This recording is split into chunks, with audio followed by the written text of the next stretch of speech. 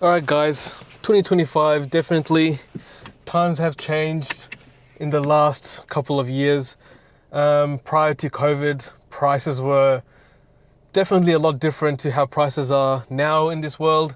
Here in Australia, prices have spiked to tremendous levels, from just going out to buying some milk, going to the groceries, getting some fuel. Everything has just changed nowadays, and I'm just a normal guy who does, I don't know, a normal 9 to 5 job here in Australia, and things are getting more expensive, but wages seems to be literally the same as things were, I don't know, 5 to 7 years ago. So this year I was definitely in the market of looking to buy a new car. Initially I wanted something a bit newer, like at least 2020 onwards, and I was looking into one of the Toyotas, mainly the Toyota Corolla, as that car is just, it's just a car for the history books, known for its reliability and everything. I'm just a normal guy, I was never really into cars, never knew any of those terms, what RPM meant, what horsepower meant. I just never understood any of those terms. So for me, being a regular guy, I really just wanted a car that's going to, get me by day, take me to point A and B. That's really what I wanted. And as soon as I looked into the market, I literally, I don't know why, but for someone like me, it's so hard to just even save $5,000.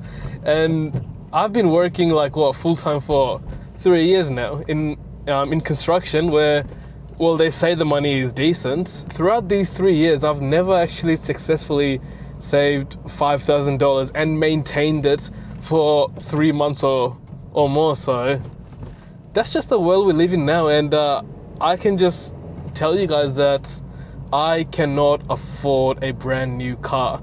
Not even just a brand new car, a relatively new car as well. So earlier this year, I went to the dealership at Toyota. I was looking into a 2012 Corolla Hybrid. They quoted me to, $25,000. And mind you, I've never, I don't think I've ever spent anything more than $4,000 on a car. Never. And I think the first car that I ever bought, my dad helped me buy that car. So me personally, I've never, up until that point, bought a car. Then the car salespeople, they were very smart. They convinced me into financing the car and signing the contract. I had no idea what was going on. I was just naive at that moment of time. And, they tell me all the nice features. Oh, this hybrid car, it's going to take you far. It's never going to die. It's hybrid. It's the new way, Everything that would impress a normal person, I was sold straight away.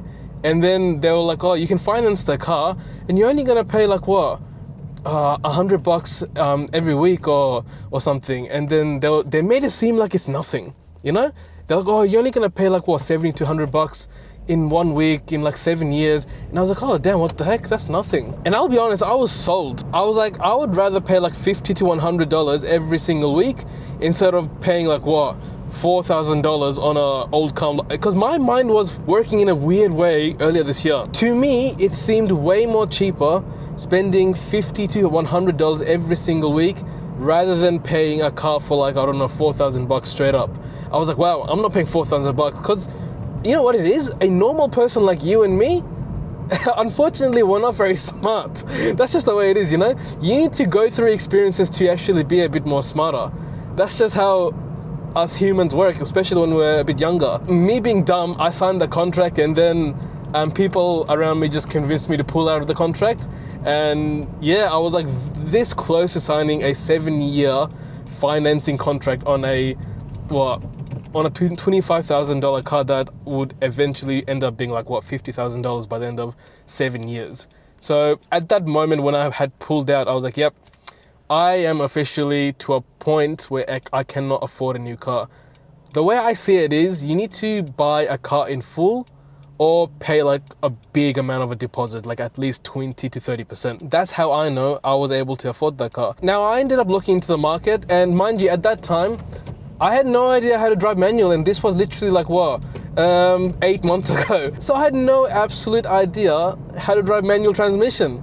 And obviously I was on such a tight budget. I had like no money at that time. Every single car I was looking on the market, the cheaper option would always be a manual transmission car. And I was like, wow, this is so annoying. At that time, I had no interest at all purchasing a manual transmission car. No interest at all. And like every single car that was in my ideal budget would be a manual transmission car.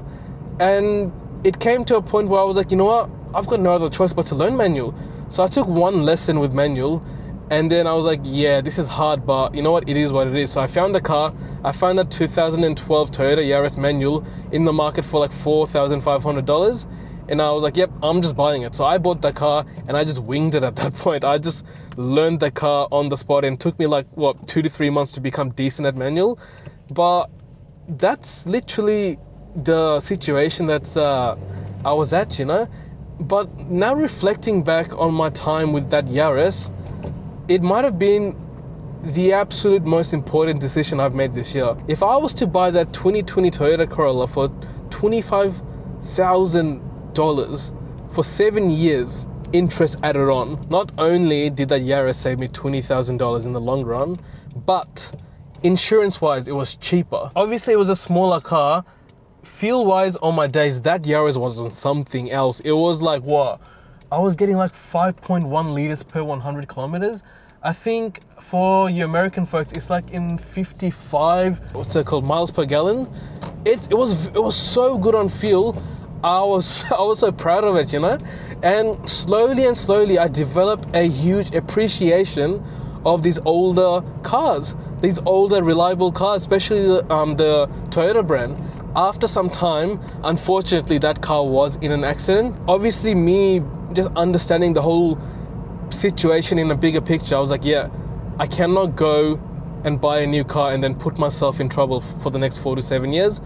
I'm gonna look for an old reliable car again, and I found a 2012 Honda Civic, and of course it had to be a manual transmission car because I fell in love with manual transmission. And I do long commutes to work every single day. Having an extra set of limbs just constantly working makes my brain work a bit faster, so it does help me in traffic, even though it's not ideal all the time. Especially in the stop and go traffic, you have to go from 1 to 2 to 3 to back to 2. It can get annoying, but you get used to it, you know? And I think in most situations, driving manual is definitely a lot more rewarding. Now let's talk about old cars versus newer cars. Obviously, if you buy a newer car, you'll definitely get a better overall car. However, I'm telling you guys, some of these older cars are so good. Like, if you're looking at a reliable brand like a Honda or a Toyota, and you're just a normal person like me, who's not really into these fancy bells and whistles, you'll be more than impressed on what some of these cars are capable. I mean, look at this. This is a 2012 Honda Civic. It's got a digital speed, speed indicator, and it's got this nice blue themed RPM scale in an analog fashion. You've got some nice digital screen there. This car actually bought with no radio, so that's why I was able to bargain this car down to around the $7,000 mark. And I did install this aftermarket head unit. So it does look a bit modern, so definitely you can do a bit of tweaks here and there on older cars and make such a dramatic change. Like, I got this head unit, I got a dash cam, and if I chuck the car in reverse, there's a reverse camera as well, so you can definitely do some cool things. And in terms of how reliable these cars are, like, mate, these Hondas and Toyotas can go up to literally 500,000 kilometers if you take care of it. It's like with any cars. Even if you get a new car, you can ruin the new car if you're driving like an idiot, you know? That's just how it is. I see cars like from like the 2001s and 2s, even like the late 90s, still on the road because some owners really care about the cars and is able to still drive on the road with no issues in 2025. So it's all about how you take care of your car. This Honda, the previous owner's done a pretty decent job. The car's clean, the engine is nice. It's a very reliable, fuel efficient cars. Another thing is, you'd be surprised at how good some of these old cars are with fuel. In this Honda Civic, I'm getting around on average 6 liters per 100 kilometers per tank. This is a 50-liter tank, and I'm getting like what, 700 to 850 kilometers. Depends how I drive, of course. Most of the time I'm driving quite sensibly, so I'm getting around the 800 plus mark. But you can see a car from 2012 is getting like what, more than 800 kilometers on a single tank. So you can definitely do some cool things with these cars. It's not just the new cars. Some of the new cars will not even last this long, I'm telling you guys. And another thing is insurance. You're not paying as much as well. It all depends on the car's value. The car's value is not nearly as high as the new ones. So insurance, you're not paying crazy amounts. And I would always recommend you to get your car insured. You would never know what could happen on the road. More people are now on the road, more accidents are happening every single day. So make sure you get your car insured, because you just never know if something can happen to you. So you'll definitely get a better deal on an older car. Another thing, guys, if you do plan on building wealth, financing a car is not the way to go. Now, I'm not a wealthy guy, I'm not there yet, so don't take my advice to the heart, but I'm just saying from what I've learned so far and what other people say, if you want to build wealth, financing a car is one of the most dumbest thing you can do. And I was literally about to do that same mistake earlier this year. I know a person who got a Tesla and he's like financing the car, and he literally tells me that he wished he never financed the car to begin with. It literally blocks your ability to save any kind of money. You can literally pay up to like $400 to $800 per month just on financing a car. That money can literally go into your saving. Now, if you buy an older car on a good deal, you are literally saving so much money in the long run. And if you do plan on building wealth by making smart investment decisions, you can literally buy a brand new car in cash, let's say in 10 or 15 years later. It all depends what's important to you. That's definitely my goal. The last point I want to make is, ever since I learned how to drive manual and really started to research on like these older cars, especially from like that Yaris to this Honda Civic, you build these small appreciations for cars in general. You start to understand like these terms that I never knew even existed. Like, for example, what a horsepower means now, what torque means, what RPMs means, like how the transmission connects to the wheels. You learn small things here and there, and that ultimately led me to making this YouTube channel, just so I can share more information about cars. Even though I'm not the most knowledgeable person in cars, I'm still like a very fresh layman in the car industry.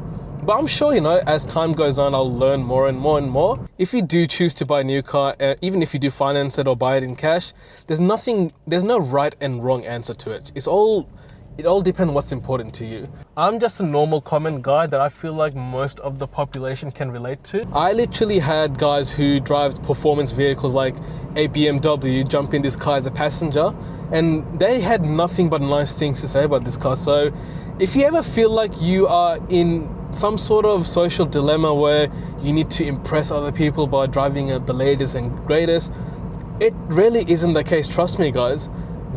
Some of these old cars are so amazingly built. Like, the engineering on these cars are so impressive.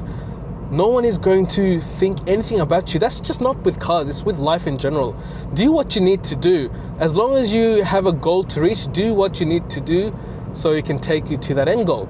Now, that's going to be it, guys. I hope you guys enjoyed this little chat. Again, I love this car. It's a 2012 Honda Civic. I'm so happy with this purchase, and it's currently at 150,000 kilometers and is driving like a gem. And I plan to push it to 500,000 kilometers. Definitely.